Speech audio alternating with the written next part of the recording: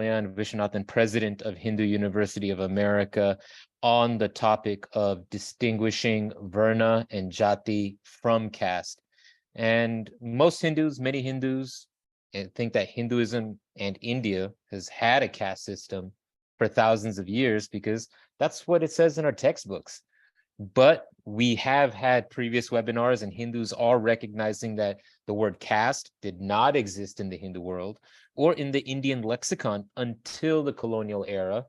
And furthermore, the word caste itself came from castas, a Portuguese and Spanish word, which later morphed into English as caste. So in this webinar, we'll begin to explore the distortions and consequences that arise when a social order that originated within one paradigm is interpreted and represented and projected from an entirely different paradigm. We'll discuss complex challenges that arise at the confluence of Hindu and Western thought and contrast the Hindu experience from its Western representation. So at the end of this webinar, we're going to have a lot of, I think, questions, urgencies. We're going to be talking about intellectual decolonization. And let me give Kalyanji an introduction, a brief one. In the meantime, please put in the chat where you are zooming in from. We got a little bit of light attendance. If you know anybody that you can send the link out to, invite to join, please do. Nirav G from Chicago, thank you for joining. And if you put your name and where you're zooming in from, I will give you a quick shout out and I will introduce Kalyanji thereafter. Hiroji from Oregon, glad to have you on. Ganeshji, yes, namaste, namaste. Mahadevanji from Chennai, great to have you on. Oh, there we go. Prashantji from Sao Paulo, Brazil. Hari Iyer from Santa Maria in California. Sunita Puri from Memphis, great to have you on. Chetanji and Deepaji from Houston, great, great. Dr. Farhana Lunat from Washington State. Ram Sharma from the Tampa, Florida area, great, great. And Shri Kumar Tirunagariji, welcome, welcome. Thank you for being on this webinar today. Raghavendraji from Colorado, great. So with that, oh, still people coming in. Shri Tirunagariji is from West Palm. Balasabji from Maryland. Ganeshji from Bangalore, India. Right, across the world, we know this is an important issue, and that's why we're so glad to be presenting this webinar where we're going to distinguish Varna and Jati from caste. Yes, Niraji, happy Father's Day to everyone who's celebrating. And Arnabji from India, glad to have you on. Okay. With that, let me just give Kalyanji a brief introduction. And of course, Kalyanji is the president of Hindu University of America. He's been leading this ship in a very positive and wonderful direction. He's so impressive on so many different levels, really the driving force behind the university and so many important initiatives like this course that he will be teaching. He got his kind of base and studied texts and traditions of Hinduism from an Advaita Vedanta perspective through a 21-year association with Pujya Swami Dayananda Saraswati, founder of the Arsha Vidya Gurukulam group of institutions and the first convener of the Hindu Dharma Acharya Sabha. Kalyanji had a long career in tech. I think it was Tata. He helped manage a vertical, but he left that to continue in these dharmic work. And he's been full on with Hindu University since 2008. And I'm glad to be 2019. 2019. Well, the seeds and all that started in 2018, but officially in 2019. And it is just a pleasure to be working with him. And I'm just really excited about what this course represents, what difference it can make, and how it's building a really strong foundation for so many important conversations going forward. So Kalyanji, with that, let me hand it to you for the webinar. Great. Thank you. Namaste, everybody. Welcome to this webinar. I'm going to keep this webinar conversational. I will presently share one slide. Carefully work through one slide. But by and large, it's going to be conversational. Now, all of us have encountered, personally encountered, this phenomenon that is called the caste system. Regardless of where we were placed in the so-called hierarchical ordering of the caste system, whether we were placed in the middle, at the top, or at the bottom, the hierarchy and it's uh, the personal relationship that we had with this caste system is a common Hindu experience. Very few people can say that they have never heard about the caste system or they weren't part of it. Now, there are people here in this webinar who might have been born outside the Hindu fold. Even they have been introduced to the caste system through their textbooks, through their schools, colleges, etc. And it is a fact, whether we like it or not, that the caste system has come to be somewhat exclusively identified with the Hindus and the Hindu culture, the Hindu civilization, the Hindu religion, Hindu texts, etc. Now, the experience that we've had with the caste system personally might have been positive, might have been negative, might have been a source of embarrassment, might have been a source of, you could say, some damage also, some injury. We might have felt upset about it at various times. Ashamed about it, ashamed about the caste system, because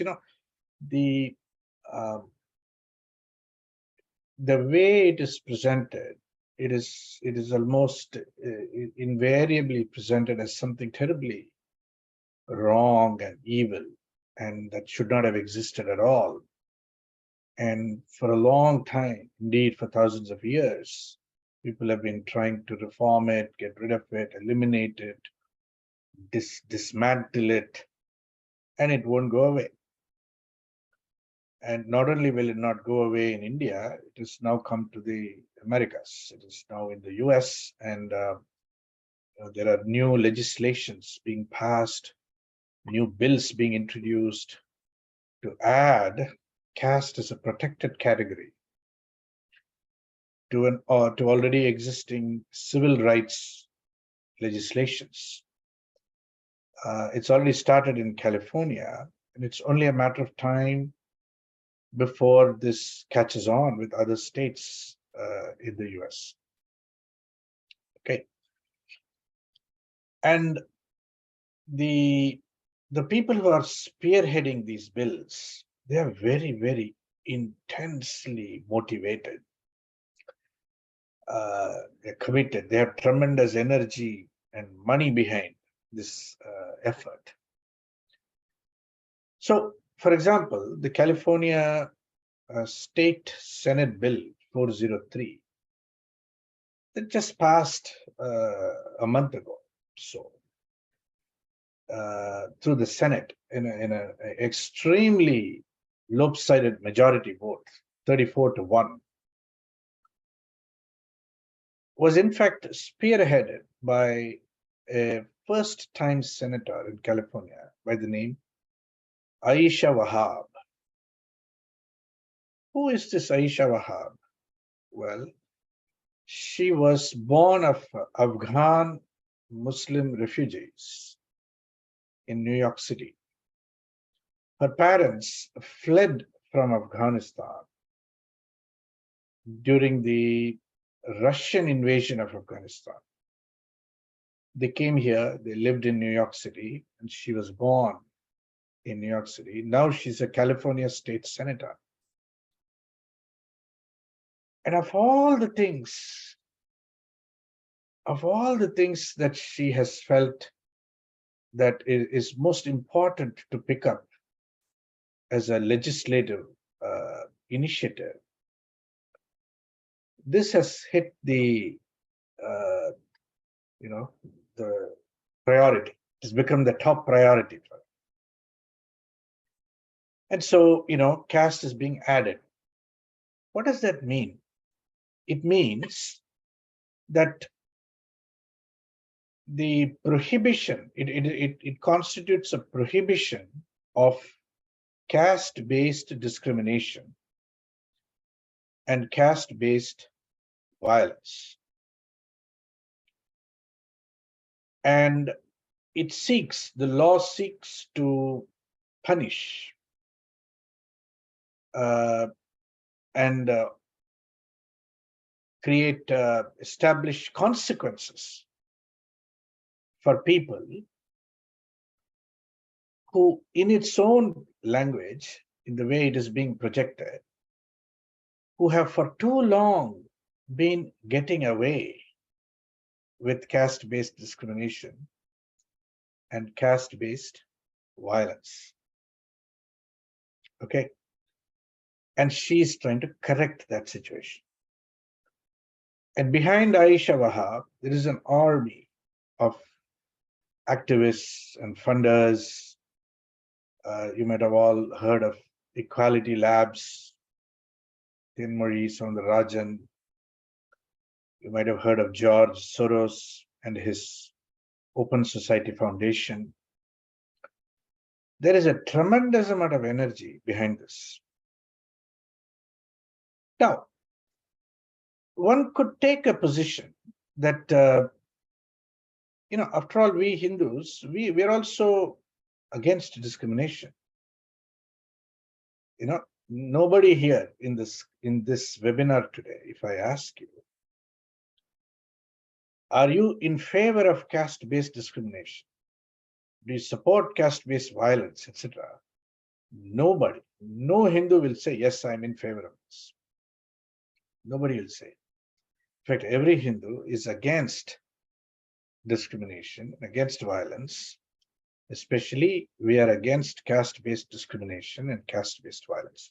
So the very first question that I want to ask you is there anybody in this webinar who is in favor of caste-based discrimination and caste-based violence? If so, please, you should identify yourself. I'll ask it the other way. Are you for caste-based discrimination? Give me a yes or a no in the chat window. Are you for caste-based discrimination? No. Okay, just everybody, you should type it in. Okay, are you for caste-based violence? No. Okay. And, do you personally engage in caste-based discrimination and violence? Of course not. Have you experienced caste-based discrimination and violence? Now, that's a more interesting question. Okay. Have you experienced? Experienced as in been the victim of. Okay. Have you experienced? In the sense of have been the victim of caste-based discrimination and caste-based violence. Okay. Have you observed it happen? Have you seen it happen around you? Yeah, of course. In the Western imagination, Hindus are guilty of caste-based discrimination and caste-based violence. They're guilty of it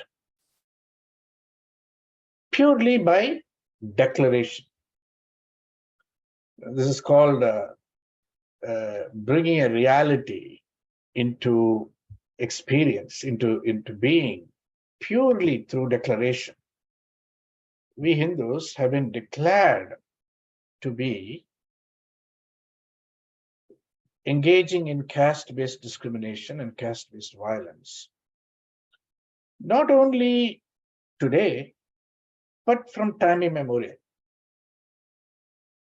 From time immemorial. And this narrative has a tremendous weight behind it. Weight behind it. It's a tremendous, you could say tremendous freight behind it. You know, it is so powerful. It is so established. It has been repeated so many times. You know, and so many explanations have been given. It has been analyzed. It has been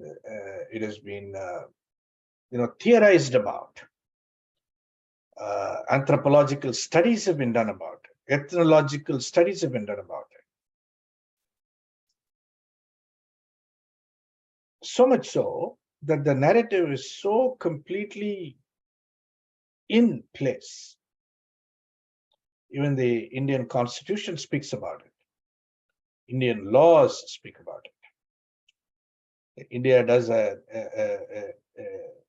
every decennial, every 10 years, it does an enumeration. And, it tries to find out how many new castes have come into being in the last 10 years. And there's a whole vocabulary that's been created around it. Forward caste, backward caste, other backward caste, most backward caste, scheduled tribe, upper caste, lower caste. And it is so finely grained, systematic, and well established now that it is hard to argue that we did not have a caste system. We do not have a caste system. It's hard to argue that case. Okay. Now, how do we respond to this law, this SB 403 law in California, and many other laws that are going to come? Because it is a growing phenomenon. It is a phenomenon that is gathering momentum. You see, this law puts the Hindus in an extraordinary predicament. Okay. If you oppose the movement to add caste as a protected category in existing civil rights legislation that targets people who engage in caste-based discrimination and caste-based violence, if you oppose the bill, then it is very easy to brand us as people who are in favor of caste-based discrimination and caste-based violence. Okay, so that's a trap. So we can't really oppose the bill, because if you oppose it, you're seen to be in favor of discrimination and violence, right? So what are we to do? And of course, the option that Hindus most prefer to choose is to do nothing and say nothing. Go silent. Okay. Now, the Hindus, when they go silent and when they don't speak up, they generally don't experience it as their voice has been silenced. They don't experience it like that. They just go silent and imagine mostly that, hey, it's my choice not to speak about it, and I'm just going silent. I'm going to be silent about this issue. There is, of course, a third possibility, which many Hindus are encouraged to choose, which is to join the movement and become a partner in the expanding legislative effort to add caste as a protected category in the United States. Okay. So now we can be seen as progressive and woke, which is the new term now, to demonstrate and prove that we are also progressive and woke. Let us also join and say, we oppose caste-based discrimination and caste-based violence.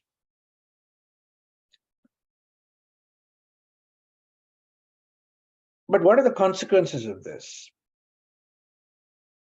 See, the problem, the real consequence in America, the United States of America, is the following. Once these laws are in place, the caste has been added, anybody can accuse any Hindu as having engaged in caste-based discrimination or caste-based violence.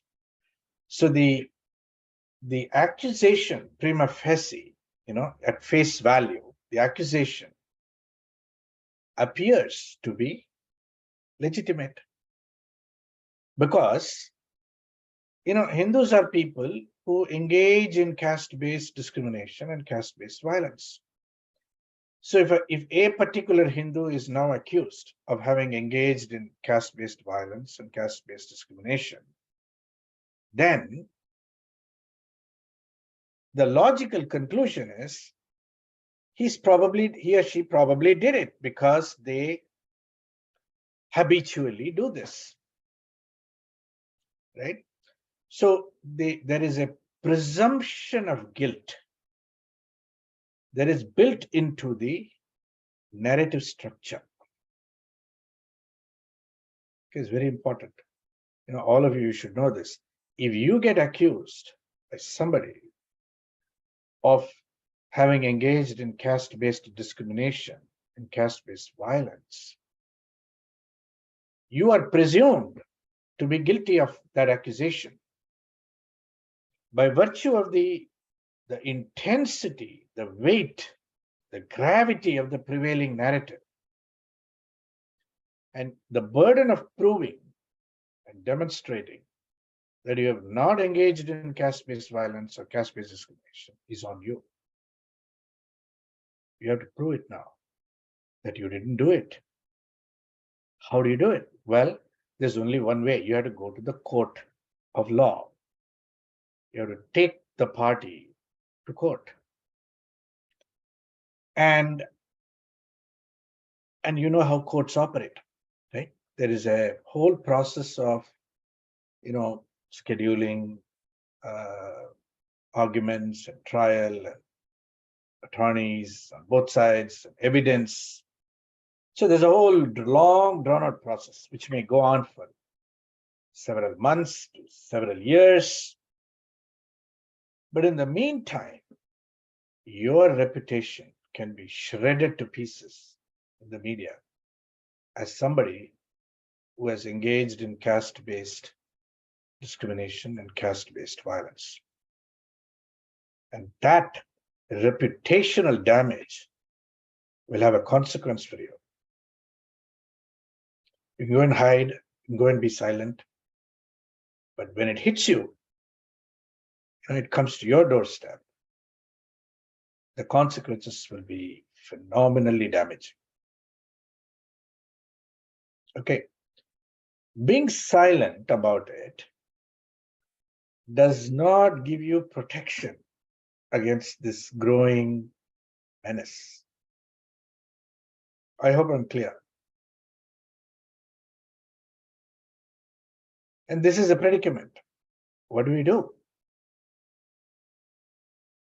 Many Hindu organizations, including the Hindu American Foundation and several local organizations in California, did try to mount some sort of resistance towards the passage of this bill, SB 403.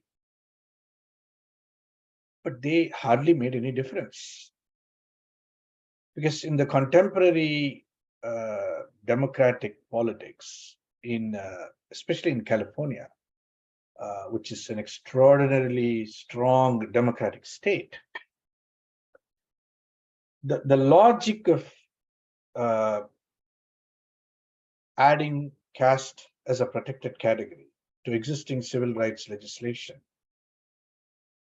is perfectly uncontestable.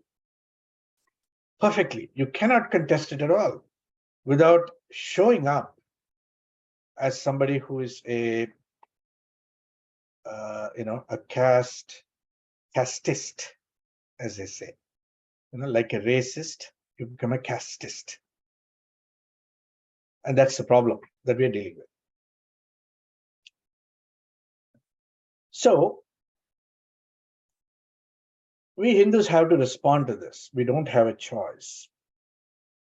And I can tell you personally, I was also in some ways a victim of caste-based discrimination.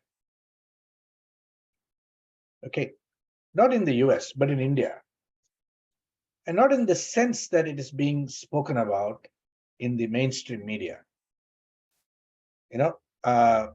Many of you may be able to relate to this.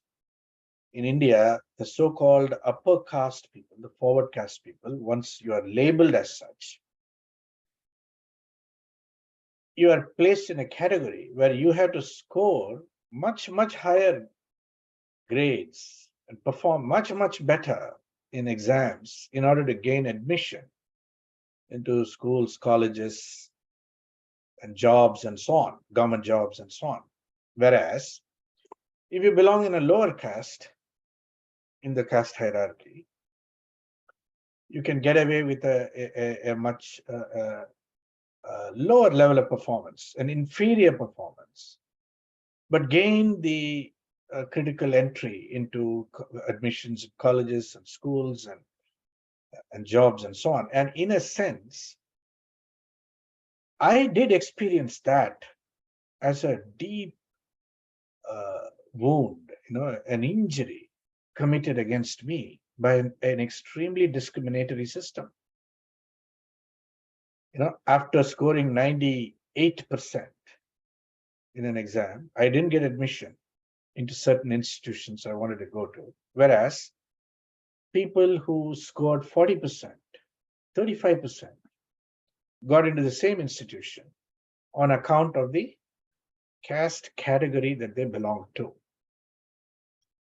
This is a kind of injury, which really affects you for the rest of your life, really. And the way it affected me was that I became interested in the subject of caste as a matter of long and deep inquiry. Eventually, I went to BITS Pilani in Rajasthan, which was at that time a merit-based admission system. It didn't particularly have caste-based quotas and so on. And came to the US, which is more a meritocracy here. And I kind of was able to put the issue of caste behind me for many, many, many decades now. But in the meantime, I did get interested in Hinduism, Hindu studies, Vedanta. I had the benefit of an extraordinary teacher, Swami Dayananda Saraswati. And I was able to continue a decades-long inquiry into the phenomenon of the caste system. How did it come to be? Okay, and how is it that we are stuck like this today? And what do we do about it? So these are the sort of the main questions that occupied my attention off and on over the last 30 years. It wasn't that I was thinking about it constantly, but it never really left me.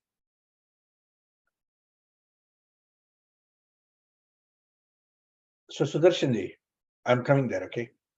I'm not going to answer that question today. But the question, the course that I've created, that I'm offering in the summer quarter, will take a very deep look at this. Look at this question, okay? So I invite you all now to put your questions in the Q&A box, okay? And I'm going to share my one slide, which I'll walk you through now. And we'll take a look at the critical questions that the course is going to address.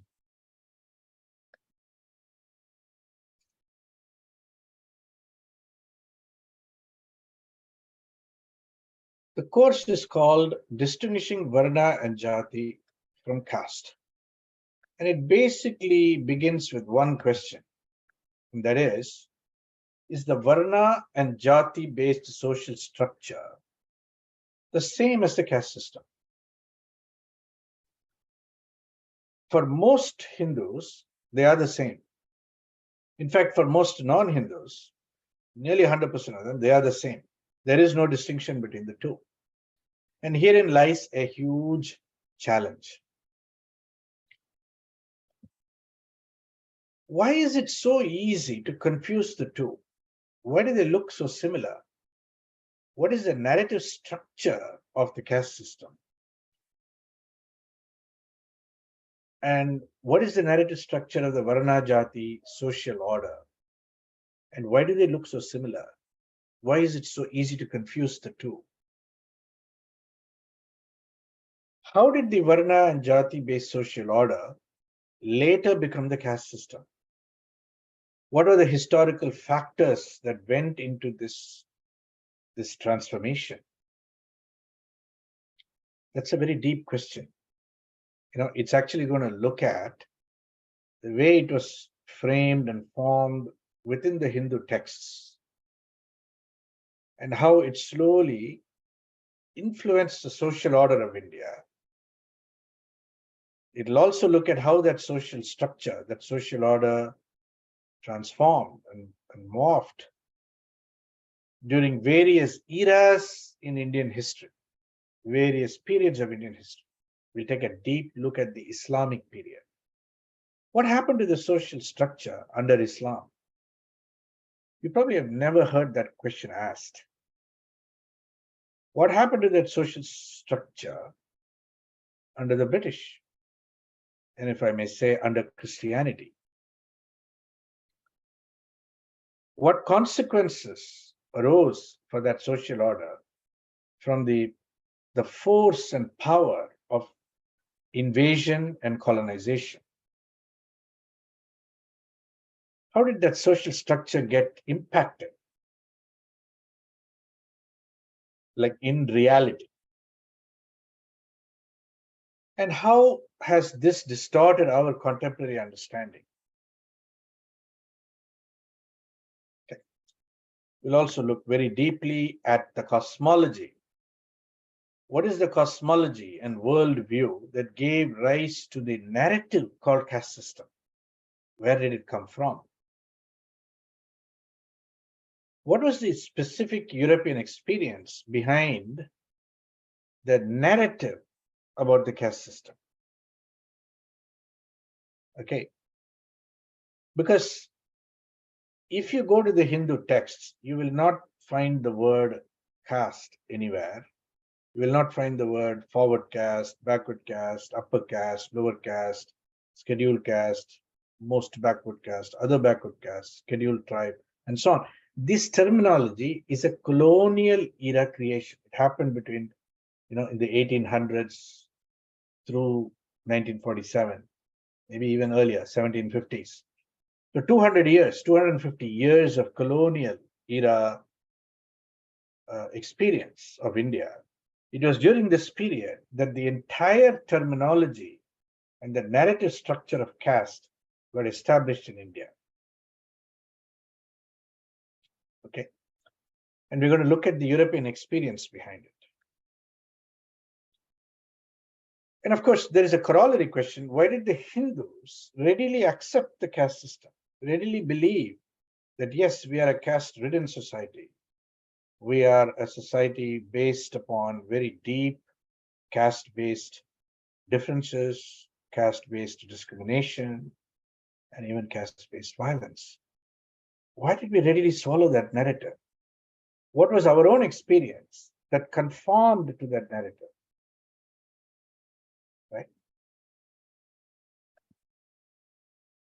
And of course, we'll have to look at the cosmology and worldview that gave rise to the Varna and Jati social order. What do our texts say about it? What does the Veda say about it? What do the Upanishads say about it? What does Vedanta say about it? What do the Itihasa Purana traditions say about it? What do the Dharma Shastras say about it? Okay, that'll be a textual inquiry. Of course, it's hard to look at all the texts, but we'll take smatterings from different texts so that we can reconstruct the textual view of the Varna Jati social structure.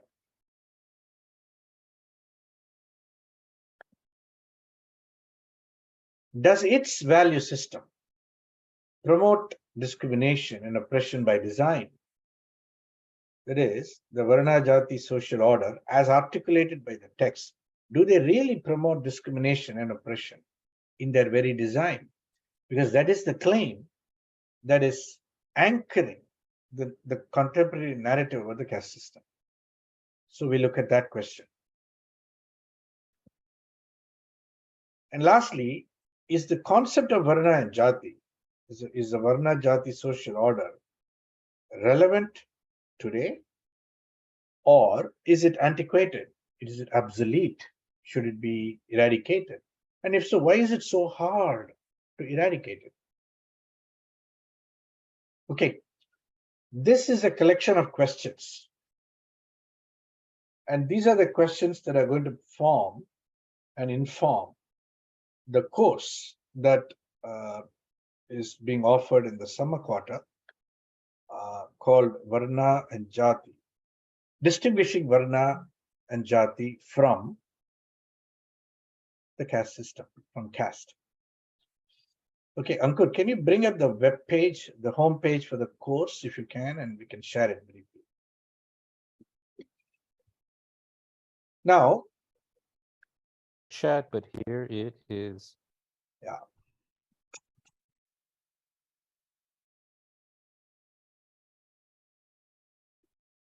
Distinguishing Varna and Jati from caste. It's a 1 credit hour course. It's a $200 priced course. And it'll take place over about 8 weeks, I believe. You can look at the dates. Yeah, we're going to start on July 25th and end by August 26th. And it takes place on a Saturday evening,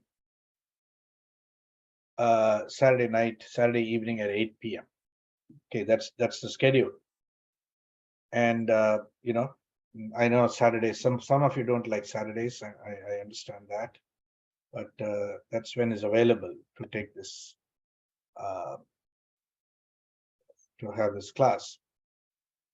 Now, my invitation to you is to join the course and take advantage of it. And it'll be a searching and deep inquiry into this subject. In the course learning objectives, at the end of this course, students will be able to describe the historical processes that solidified the Hindu caste system as an essential feature of Hindu Dharma. Okay, students will be able to describe what happened historically. Distinguish the essential features of the Varna Jati social order as expressed in the Hindu texts.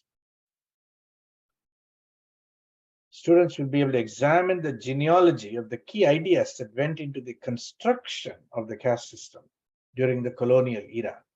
How did it happen? What were the key ideas that emerged in Europe, in Enlightenment era Europe, that progressively cascaded into India and created the language of the caste system? 4. Contrast the paradigms from which the Varna Jati social order and the caste system originate. Generate pathways for critical future study and transformative action to clarify enduring misconceptions and purify behaviors and attitudes centered on the caste system. Okay, that's an important objective there also. So this, it's an exciting course, and I'm very happy to be offering it. I'm offering it as a student of the subject. not as an expert. I'm offering it also as someone who has been inquiring into this subject matter for decades now. In the year 2010, I wrote a paper on the Varna, Jati, and Caste system, which is about 160 papers long. And I presented that paper in the Waves conference in Trinidad and Tobago at the University of West Indies in Trinidad and Tobago in the year 2010. Subsequently, in the year 2011, I was part of a Waves, the organizational effort in setting up a Waves mini conference focused almost entirely on the subject of Varna, Jati, and Caste. So I'm sharing this just to give you a sense of the amount of inquiry and speculation that has gone into this this subject for me, and therefore this course. We will be looking at texts, we'll be looking at contemporary writings, we'll be looking at ancient texts, we'll be looking at colonial era writings. There'll be lots of quotations throughout the course. And I promise you, you will, at the end of this course will generate a much deeper and clearer understanding of what is happening even today with the Hindu community with regards to this caste system. And that, I think, would be a worthwhile exploration. I'll take a few questions now.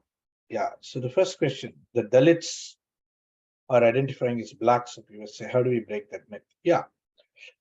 So first of all, Dalit is another term you will not find in the Hindu texts at all. It originated relatively recently. And, I've heard that Dalita in Sanskrit means broken. That's what I've heard. Okay. There are two problems with this. One is there is a vast section of Hindu society which have been extremely degraded and underprivileged, impoverished, rendered illiterate, their vocations and trades shattered, displaced from their locations, almost homeless, wandering about, trying to subsist. And that's not a small number. There are many millions. If in any society, there 1 or 2% of the people were like this, homeless, and lying around in the streets of San Francisco and Los Angeles, etc., people could say there is a homeless problem in the United States of America, but it's not a problem that is reaching proportions where it is a huge crisis for the society. Most people are able to forget about these people. But when 25, 30%, 40% of the country, of the population, is rendered into a condition of illiteracy, poverty, and homelessness, joblessness, and are moving around as day laborers, trying to make ends meet, and perpetuating a cycle of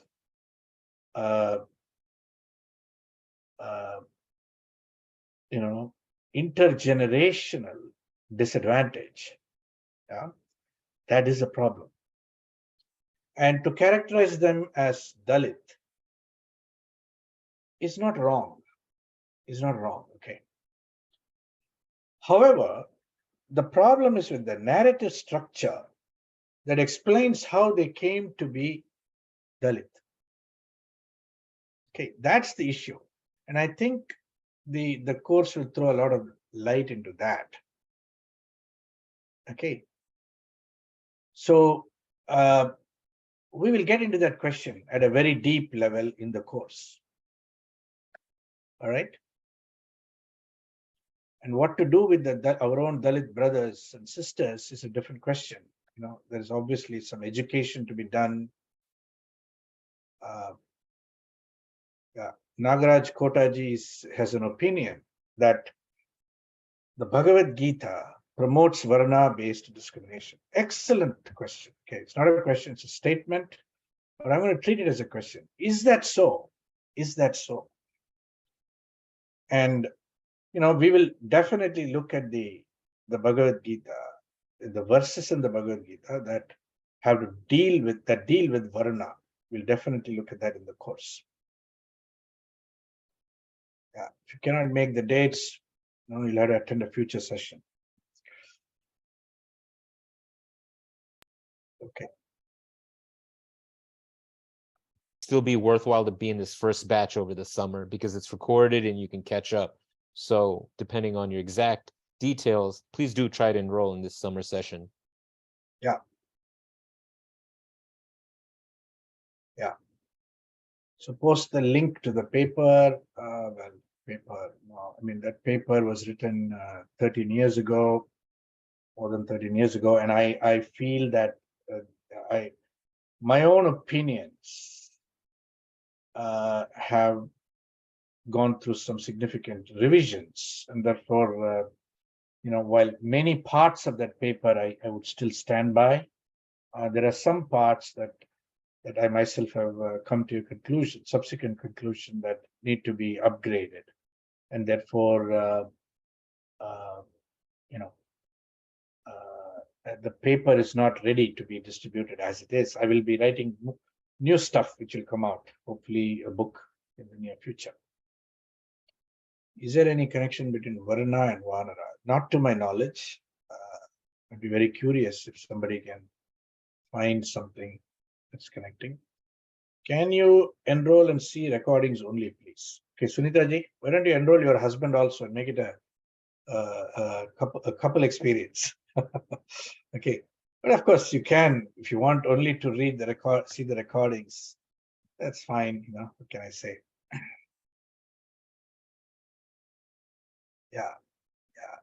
Yeah. So RG, the guest, is saying one of the main reasons that common people today got confused with Varna, Jati, and Caste is because many Indic scholars continue to translate Varna and Jati as caste. You see, this problem of translation is so severe. I'll, in fact, in one of the classes, I will show you the tremendous predicament that it puts the ethnographic studies scholars, ethnographic scholars of India. Okay, and we look at two very famous ethnographers, and we'll take a couple of their papers, 2 or 3 papers. We'll analyze carefully, see how difficult it is for them to make sense of the Hindu social reality when they look at it through the lens of the caste system. Okay. So is Shudra and Dalit different? Yeah, they are very different.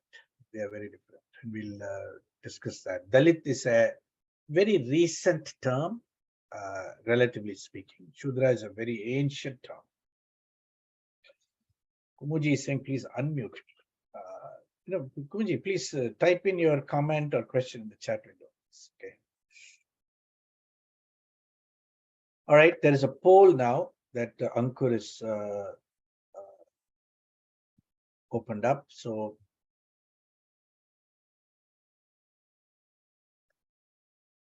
taking this course helps us follow up. Yes, definitely. Yes, maybe questions, maybe no. Yeah, just let us know if you're interested in this course. We'll be sending out a follow-up email with a recording of this, but also helps us do the follow-up and enroll you if you have any questions, issues, etc. So Bala Sahib is asking a question. Do you think people have the right to call themselves as Brahmin? Shouldn't Hindus work on this issue? Well, okay, we'll look at that question deeply in the course. Okay, people do. I would offer that for most Hindus, there is a lot of confusion around what it means to be a Brahmin, a Brahman. Okay, there's a lot of confusion. And we have to first clarify that confusion. I mean, do they have a right to call themselves Brahmin? Well, they have a right to call themselves anything. Why would they not have the right? You can call yourself anything you want. But this is not a course about what people have a right to do and right not to do and so on. I'm not engaged in that type of discourse. What we want to distinguish, though, is what is a Brahmin? Who is a Brahmin? What are the qualities of a Brahmin? What are their characteristics according to our texts? Have they stayed true to those characteristics? Have they lived up to the ideals described in the ancient Hindu texts? If not, why not? And when did they stop? And what happened historically? So, see, the course has got two axes. One axis is what I would call the vertical axis or the ontological axis, the philosophical axis. The other axis is what I would call the horizontal axis, the historical axis, the time dimension. What happened in history? How best can we understand it? And what is the story that we have inherited about what happened in history?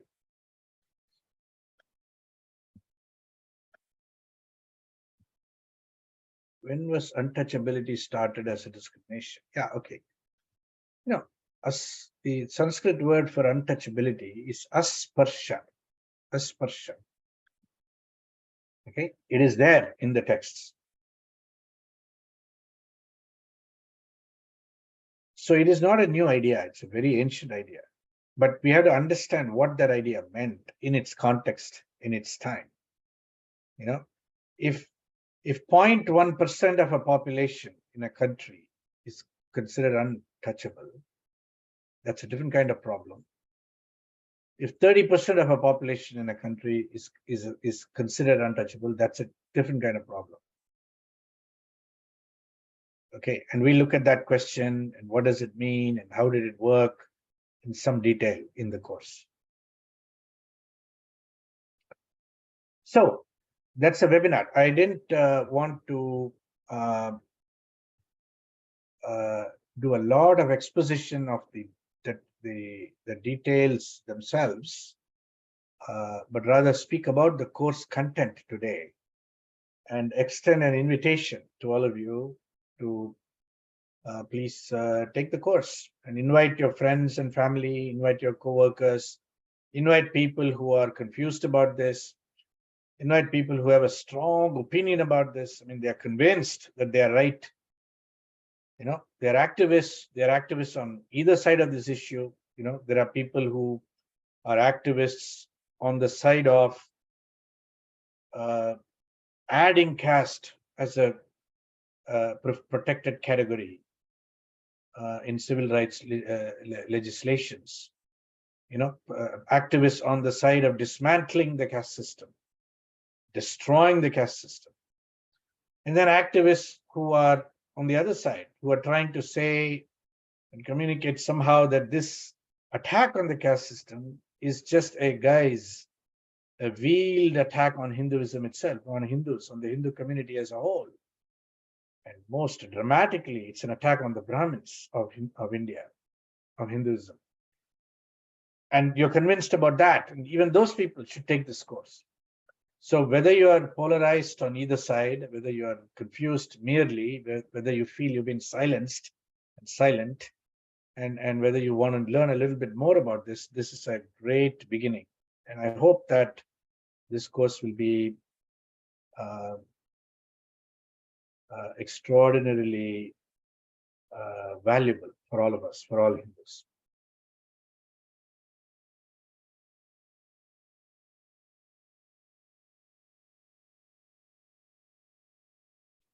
Prashant Amara is asking a very, very long question. I had to take some time reading it.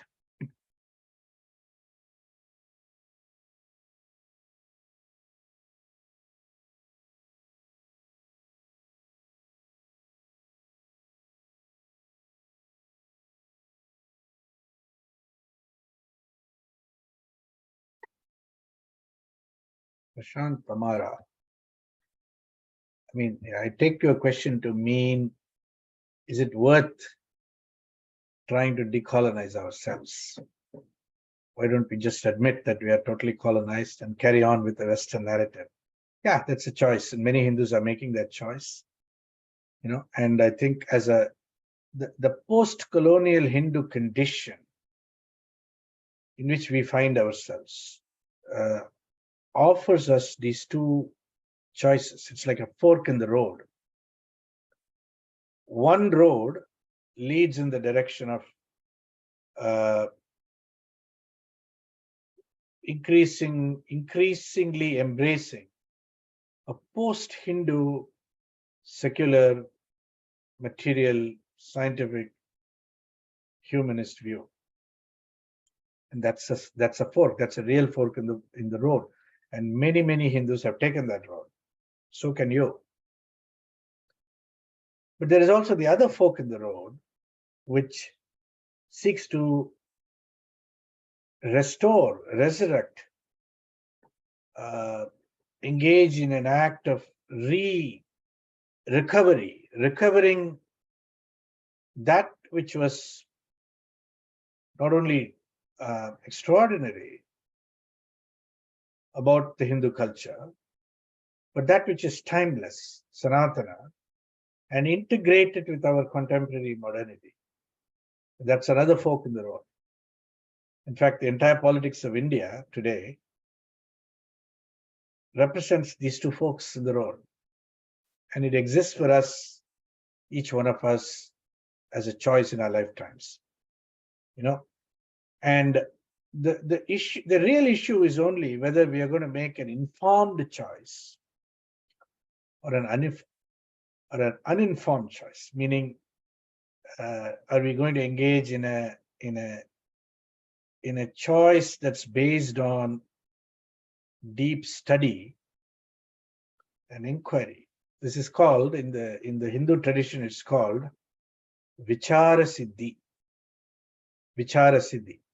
meaning a conclusion reached after deep inquiry, vichara siddhi.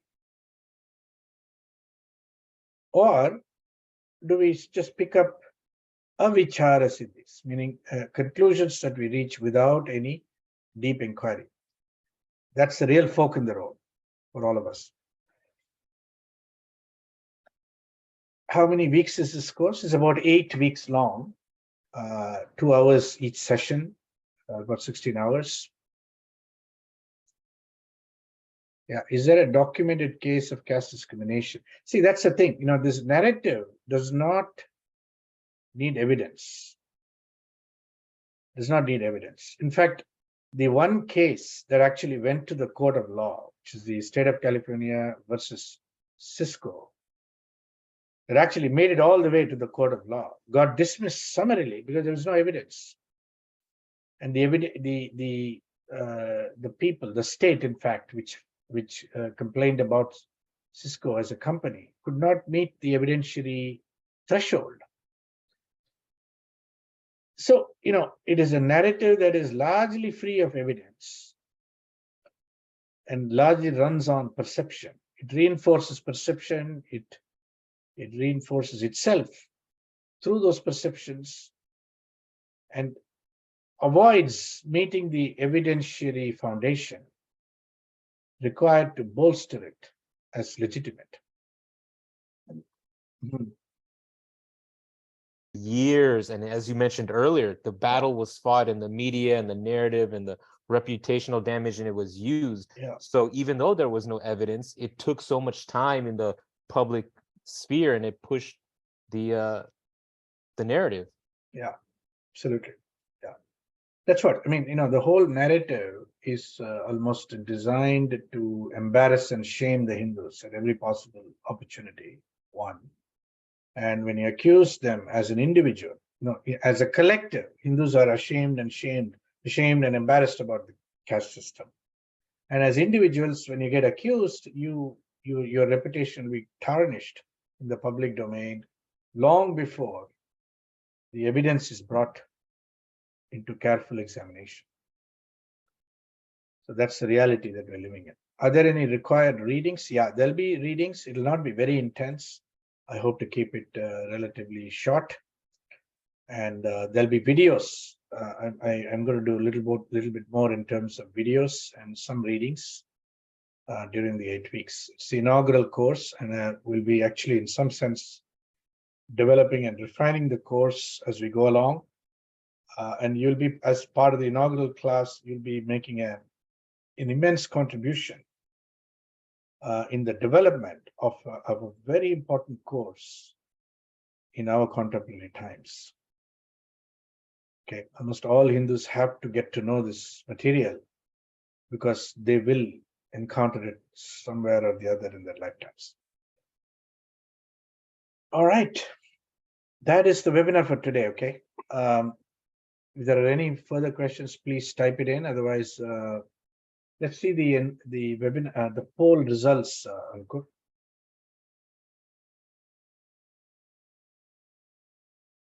Yeah, 9-2, maybe later. No, okay, all right.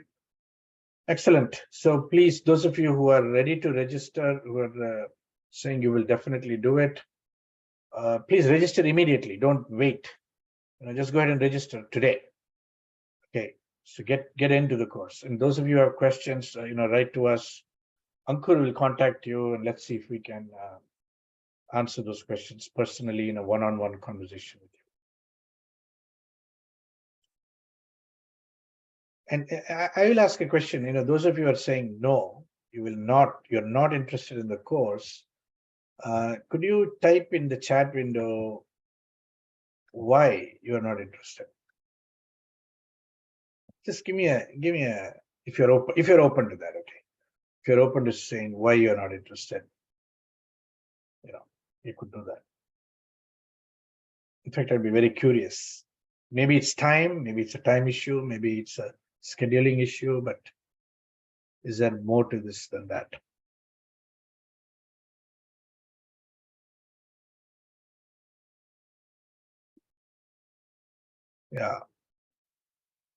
Yeah, I know Saturday is a hard time for everybody. All right. The friendly reminder, please do follow HUA on social media, study at HUA. We're going to keep this conversation going. We're on Facebook, Instagram, Twitter, all with the same handle, study at HUA. Please do follow, keep this conversation going, engage with the university, and we're going to engage with you on all these important topics and subjects going forward. Anybody else have a reason for not enrolling if they typed it in?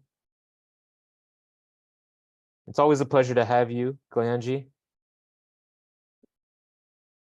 Yeah, Farhana has an interesting point. Statistics on how different groups are faring in modern day India. Okay, see, modern day India is rising economically, and it is undeniable, it's unquestionable that within a couple of decades, in 25 years from now, Indian economy will exceed $10-15 trillion in size. And that is inevitable regardless of which government is in power and so on. And with the rising economy, many groups and communities will also have a much better future. Sudarshan Kapoor is saying $200 is pricey. Wow. Where are you based, Sudarshan? Are you based in India or in the US? The chat, if anybody wants to, if you're not in the US, we have a scholarship for that. I mean, I would say it's a very low price course. $200 is a very easy course to get into.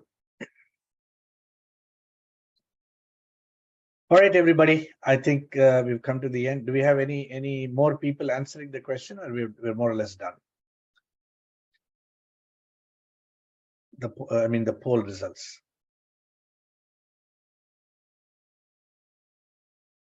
Okay.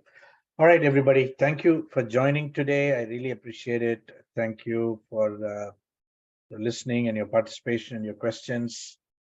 This is a critical issue of our time, and I invite you all to engage with it responsibly and comprehend all the problems and challenges that are built into this issue.